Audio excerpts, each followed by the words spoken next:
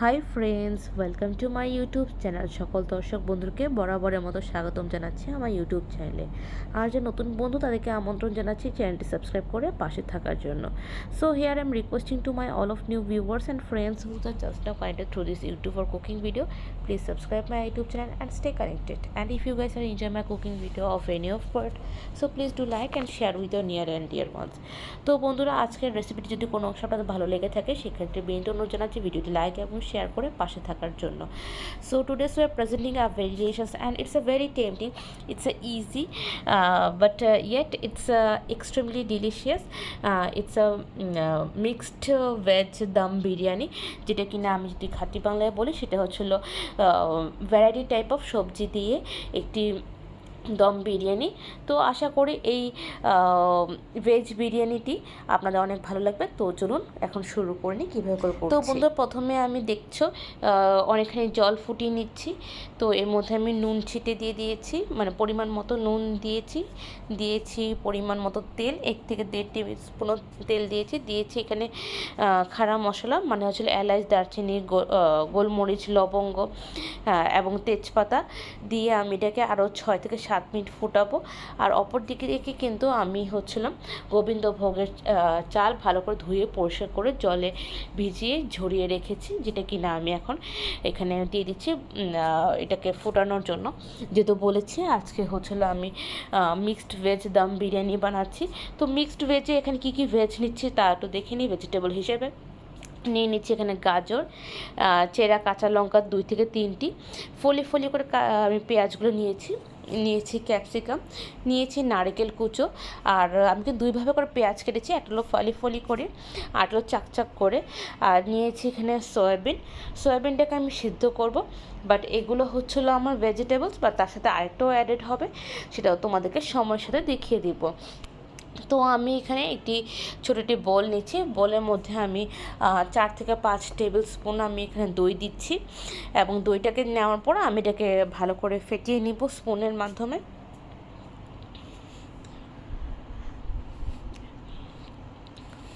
তো ভালো করে হুইস্ক করার পর আমি এখানে দিয়ে দিব প্রয়োজনীয় মশলা।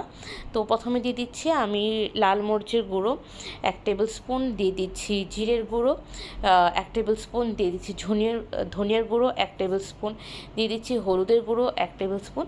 আর পরিমাণ মতো নুন দিয়ে আমি এটাকে ভালো করে হুইস্ক করে নিচ্ছি, বা ভালো করে ফেটিয়ে নিচ্ছি মশলাটি। আর এটা কিন্তু আমি পরবর্তীতে অ্যাড করব। তো কীভাবে কেমনে আমি এগুলোকে অ্যাড করছি সেটা কিন্তু দেখাবো। তো ততক্ষণ পর্যন্ত আমাদের সাথে থাকতে হবে। তো এখানে আমি 2 ভাগে ভাগ করছি ম্যারিনেশন। এক হচ্ছিল আমি এখানে এই যে তোমাদের দেখতে পাচ্ছ বড় করে আমি চাকচাক করে, মানে হচ্ছে স্কোয়ার শেপে যে ক্যাপসিকামগুলো কেটেছি সেই ক্যাপসিকামগুলো দিয়ে দিচ্ছি।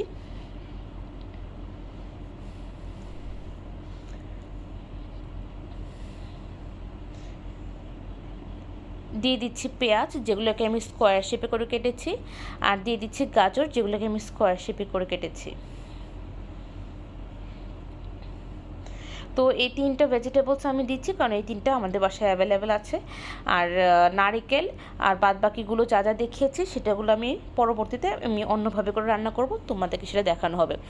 তো এই যে আমি ম্যারিনেট করার জন্য যে মশলাটাকে আমি ফেটিয়ে নিয়েছি দইয়ের ব্যাটারটি, সেটাকে আমি প্রথমে এখানে দিয়ে এটাকে ভালো করে আমি ম্যারিনেট করে নিচ্ছি। এখানে আমি 70% দিব, আর বাদবাকি 30% আমি অন্য জায়গায় ব্যবহার করব। তো কোন জায়গায় ব্যবহার করব সেটা আমি অবশ্যই দেখাবো, বাট আমার থাকতে হবে। তো এই যে 30%-এর মতন যে ম্যারিনেশনটা রয়েছে সেখানে আমি দিয়ে দিচ্ছি কটেজ চিজ, মানে হচ্ছিল পনির। তো পনিরটা আমরা সবসময় ঘরেই বানিয়ে থাকি। তো এই হোমমেড পনিরটাকে আমি এটাকে ভালো করে এখানে ম্যারিনেট করে নিচ্ছি। তোমরা চাইলে এখানে টস করেও ম্যারিনেট করতে পারো। আর এখানে নিয়ে নিচ্ছি আমি সোয়া তো আগেই দেখিয়েছিলাম, এটা সেদ্ধ করে নিচ্ছি। সেদ্ধ করার পর তোমরা চাইলে এটাকে কেটে নিতে পারো, বা আমি যেভাবে করে হাতের মাধ্যমে আমি এটাকে নিংড়িয়ে এটাকে 2 টুকরো করে দিয়েছি সেভাবেও করতে পারো। এখন আমি এখানে 2 থেকে 3 টেবিল স্পুন কর্নফ্লাওয়ার দিয়ে দিচ্ছি।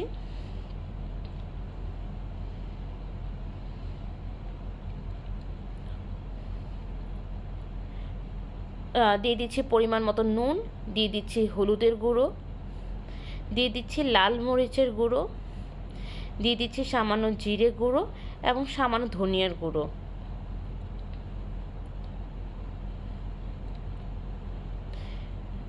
দিয়ে আমি স্পুনের মাধ্যমে আমি এটাকে সুন্দরভাবে টস করব বা সুন্দরভাবে এটাকে মিক্স করে নিব। আর সয়াটাকে কীভাবে করে কুক করছি সেটাও কিন্তু আজকে আমি সম্পূর্ণ দেখাবো, বাট আমার সাথে থাকতে হবে বন্ধুরা। অর্ধেক দেখে কিন্তু কমেন্টস করো না বা অর্ধেক দেখে বাদবাকি অ্যাজিউম করো না। If you really want to cook this mixed veg dum biryani, then I must recommend please check the full video. And then moving towards to next stage, আমি একটি ফ্রাই প্যান নিয়ে নিয়েছি। ফ্রাই প্যানটাকে আমি আগে থেকে ভালো করে গরম করে নিয়েছি। তারপর এখানে আমি সামান্য বা পরিমাণ মতো তেল দিয়ে দিয়েছি। তেলটা ভালো করে গরম হয়ে আসলে আমি এখানে প্রথমে কি করব, ম্যারিনেট করে রাখা যে পনিরটা আছে সেই পনিরটাকে ভেজে নেব।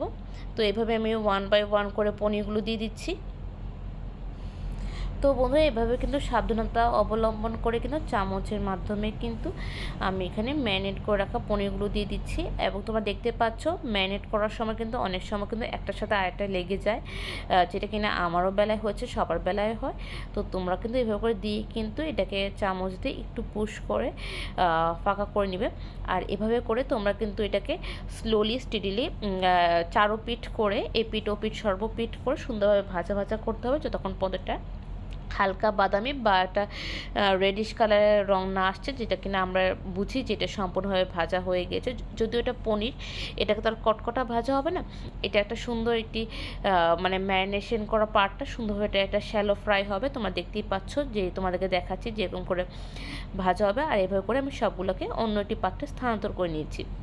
এখন পরবর্তী স্টেজে চলে যাচ্ছে। এখানে আমি ম্যারিনেট করে রাখা সেই কর্নফ্লাওয়ার কোট করে রাখা আমি এখানে সয়াগুলো দিয়ে দিচ্ছি। আর এখানে কিন্তু আমি বন্ধুরা কোনো রকম অতিরিক্ত তেল অ্যাড করিনি, তোমরা দেখতেই পাচ্ছ। সেই তেলের মাধ্যমে যতটুকু তেল প্রথমে দিয়েছি পনির ভাজার জন্য, সেই পনির ভাজার পর যতটুকু তেল রয়েছে সেই তেলের মধ্যে আমি এটাকে ভাজা করেছি। আর এভাবে করে আমি এগুলোকে সর্বপিঠগুলো একদম গোল্ডেন ব্রাউন কালারে পরিণত করে নেব। তোমরা দেখতে পাচ্ছ, এই জন্য তোমাদেরকে একটা ক্লোজ লুক বা একটা জুম লুক দেখিয়েছি যাতে তোমরা বুঝতে পারো যে এটাকে কীরকমভাবে ভাজা করতে হবে। এখানে টোটালি 15 মিনিটের মতন সময় দিতে হবে। 15 মিনিট টাইম নিয়ে এটাকে সুন্দর করে মানে ডার্ক বাদামি করে ভাজা ভাজা করে নিতে হবে। তো এভাবে করে যখন দেখবে সবটা একটা ক্রিস্পি ক্রিস্পি ভাব এসে পড়েছে এবং এটা সুন্দরভাবে ফ্রাই হয়েছে, তোমরা চাইলে একটা টেস্ট করে দেখতে পারো। তো আমি যেটা করেই থাকি সবসময়। তো আমার কাছে মনে হচ্ছে এটা ঠিক পারফেক্ট। তো আমি এটাকে এখন গ্যাসটা অফ করে আমি অন্যটি প্লেটে ট্রান্সফার করে নিচ্ছি। এখন চলে যাচ্ছি মেইন পর্বে, মানে এখন বিরিয়ানি পর্বে চলে আসছি। তো এখন আমি একটি বড় একটি সসপ্যান নিয়েছি, তেল দিয়েছি 80% আর 20% দিয়ে দিচ্ছি ঘি। এরপর দিয়ে দিচ্ছি গরম মশলা, এলাচ, দারচিনি, লবঙ্গ, গোলমরিচ, তেজপাতা, যা যা আমরা বিরিয়ানি খাড়া মশলা হিসেবে জেনে থাকি। তো ওটাকে আমি ভাজবো 10 থেকে 15 সেকেন্ডের মতো, যতক্ষণ পর্যন্ত একটু খয়েরি রঙে বা বাদামি রঙে পরিণত না হচ্ছে।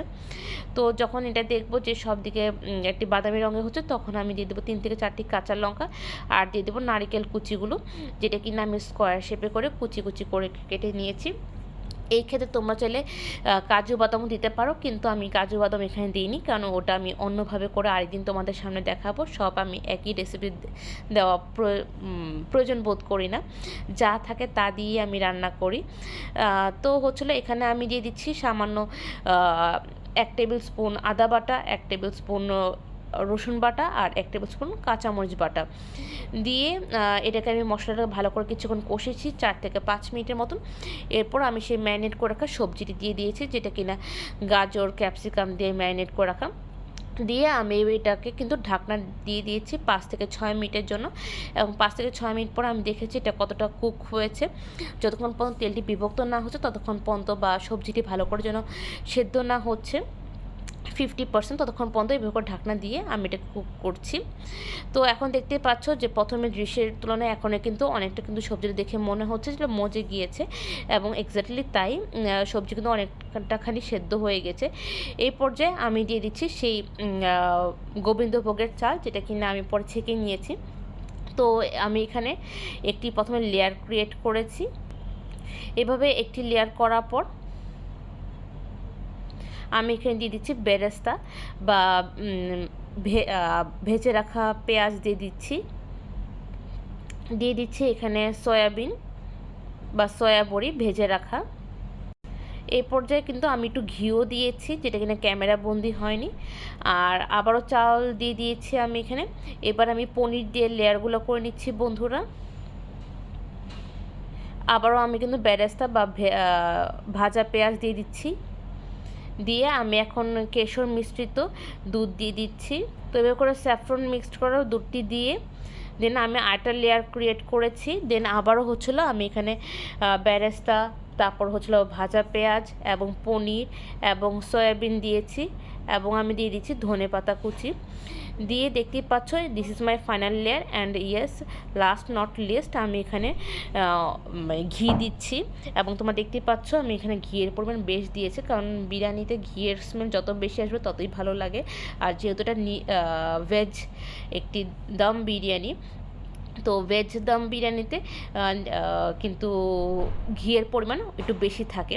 তো এখন আমি এটা ঢাকনা ডেকে দিয়েছি দমের জন্য। তো এভাবে করে দমে আমি 15 মিনিট রেখেছি। So now it's a final outlook. So you guys can see that my most favourite mixed veg dum biryani is completely ready. Now you guys can serve it, and I can guarantee you this recipe it's worth for cooking, and you can invest your time and you can prepare it, and everyone will like it. আমার এটা খুবই খুবই পছন্দ হয়েছে বন্ধুরা। তোমরা বাসায় অবশ্যই ট্রাই করবে শ্রাবণ মাস থাকতেই। আর যারা আমার মতো 12 মাসই ভেজিটেরিয়ান বা ভেজ ফুড খাও, তারা তোমরা যে কোনো সময় করতে পারো। তো কার কেমন লাগলো এই রেসিপিটি অবশ্যই আমাদেরকে জানাবে। আর তোমাদের প্রতিটি মন্তব্য আমাদের উৎসাহের কারণ হয়ে থাকে। So please let us no your valuable comments. তো আজকের রেসিপিটি এখানে এতটুকু রইলো। আবার দেখা হবে অন্য একটা রেসিপি নিয়ে, অন্যরকম কথোপকথন নিয়ে। ততক্ষণ তোমরা সবাই সুস্থ থাকো, ভালো থাকো এই কামনা করি। টাটা, বাবাই, অ্যান্ড টেক কেয়ার।